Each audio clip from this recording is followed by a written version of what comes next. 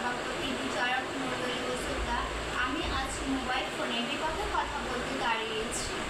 কারণ mobile phone আজ শিক্ষার্থীর জীবন উপকারী না হয়ে একটি আসক্তি বিশেষে পরিণত হয়েছে।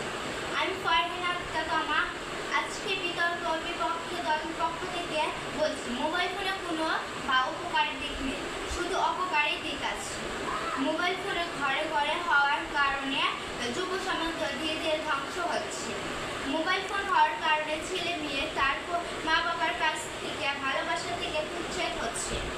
এমনকি আমাদের চেতনায় প্রযুক্তি আমরা চালাবো, তা না হয়ে প্রযুক্তি আমাদের চালায়, তা কেন হবে?